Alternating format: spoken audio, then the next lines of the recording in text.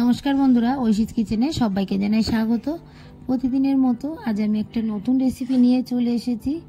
আজ আমি দেখাবো চিকেনের লাল ঝোল। আপনারা এইভাবে বাড়িতে একবার চিকেন বানিয়ে খেয়ে দেখবেন, মনে হবে বিরিয়ানি খাচ্ছি, খেতে দারুণ লাগে।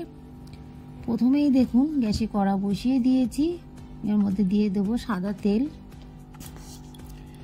এই রান্নাটা পুরো বিরিয়ানিতে যেমন চিকেন বানাই তেমনভাবেই বানাবো। আপনারা চাইলে এইভাবে বানিয়ে তারপর বিরিয়ানি বানাতে পারেন, বা এমনি ফ্রাইড রাইস, প্লেন ভাত, রুটির সঙ্গেও খেতে পারেন, এটা দারুণ লাগে। তেলটা গরম হয়ে গেলে কেটে রাখা পেঁয়াজ আমি দিয়ে দিলাম। পেঁয়াজগুলোকে পাতলা পাতলা করে কেটে নিয়েছি। এই পেঁয়াজগুলোকে বেশ কিছুক্ষণ নেড়ে সুন্দর করে ভেজে নেব। দেখুন পেঁয়াজগুলো ভাজা হয়ে গেছে, আমি ভালো করে তেল ঝরিয়ে পেঁয়াজগুলোকে তুলে নেব। পরিষ্কার করে সব পেঁয়াজগুলো তুলে নিয়ে এই তেলের মধ্যে একটু হলুদ গুঁড়ো দিয়ে দিলাম। দিয়ে দেবো কেটে রাখা আলু। আলুগুলোকে বড় বড় করে কেটেছি।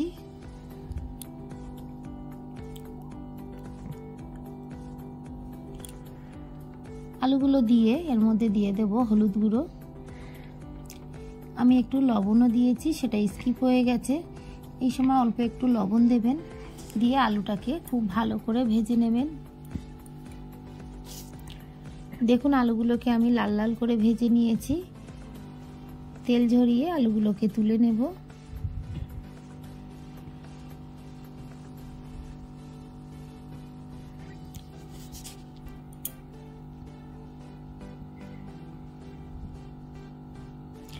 সব আলুগুলো আমি তুলে নিলাম। এই তেলের মধ্যে দিয়ে দিলাম গোটা গরম মশলা ফোড়ন, এলাচ, দালচিনি, লবঙ্গ। এরপর দিয়ে দেবো খুবই সামান্য গোটা জিরে, হাফ টিস্পুনের থেকেও কম। দিয়ে দিলাম তেজপাতা। ফোড়নটাকে কয়েক সেকেন্ড ভেজে নিলাম। ফোড়নটা ভাজা হয়ে গেলে এর মধ্যে দিয়ে দেব চিকেনগুলোকে আমি আগে থেকে লবণ, হলুদ দিয়েছি, কাঁচা লঙ্কা, শুকনো লঙ্কা, আদা রসুন বাটা, এর মধ্যে একটু গোলাপ জল আর একটু কেওড়া জল দিয়ে একটু ভিনিগার দিয়ে আমি আধা ঘন্টা মেখে রেখেছিলাম।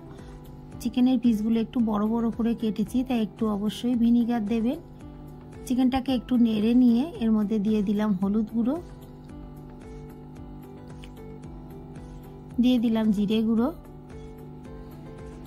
আমি যখন আদা রসুন বেটেছি তখনই এর মধ্যে গোলমরিচ দিয়ে আমি একসঙ্গে বেটে চিকেনের সঙ্গে মাখিয়ে রেখেছিলাম। অল্প একটু লাল লঙ্কার গুঁড়ো দিলাম, কারণ আমি গোটা শুকনো লঙ্কা বেটে দিয়েছি। কালারের জন্য কাশ্মীরি লঙ্কার গুঁড়ো দিয়ে দিচ্ছি। কাশ্মীরি লঙ্কার গুঁড়ো দিলে কালারটা খুব সুন্দর আসবে।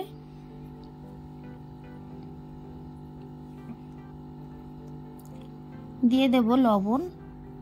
আমি চিকেনে লবণ মাখিয়ে রেখেছিলাম, তাই অল্প লবণ দিলাম।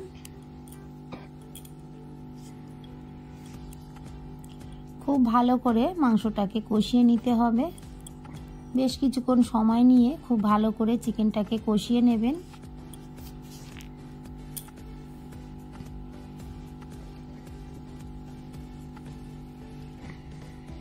আরও একটু হলুদ গুঁড়ো দিয়ে দিলাম, দিয়ে ভালো করে মাংসটাকে আমি কষিয়ে নেব।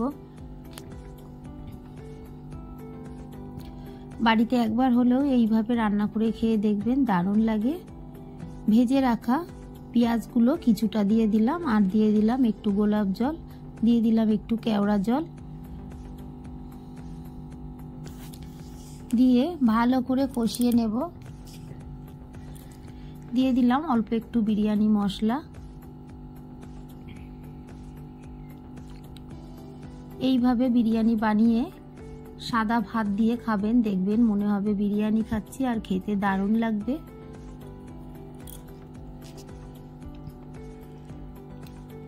দেখুন বেশ কিছুক্ষণ আমি নেড়ে কষিয়ে নিয়েছি। তারপর ভেজে রাখা আলুগুলো দিয়ে দেব। আলুগুলোকে দিয়ে আবারও আমি কিছুক্ষণ কষিয়ে নেব।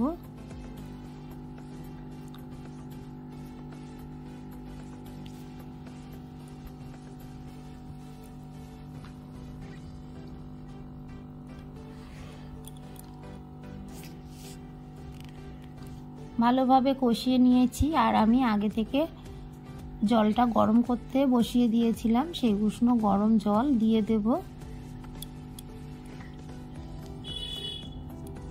এরকম সুন্দর কালারের চিকেনের ঝোল কার না খেতে ভালো লাগে, বাড়িতে একবার হলেও বানাবেন, দেখবেন এটা কতটা সুস্বাদু হয়। আরও একটু জল আমি দিয়ে দিলাম, দিয়ে ফুটিয়ে নেব।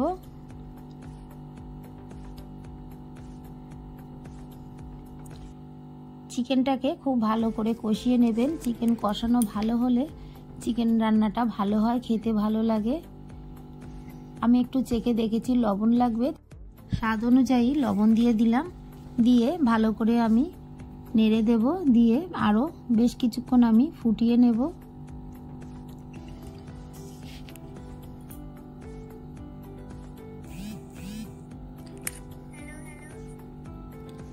বেশ কিছুক্ষণ এইভাবে ফুটিয়ে নিলাম। সব শেষে আমি এর মধ্যে দিয়ে দেব সানরাইজের শাহি গরম মশলা।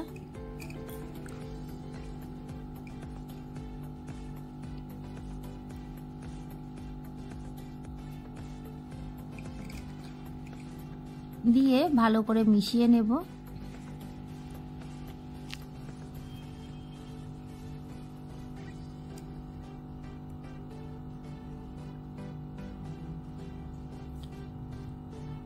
ভালো করে মিশিয়ে নেওয়ার পর আমি একটু চেখে দেখে নিলাম সবকিছু ঠিক আছে কিনা। সবকিছু ঠিক আছে, গ্যাসের ফ্লেমটাকে আমি অফ করে দিলাম।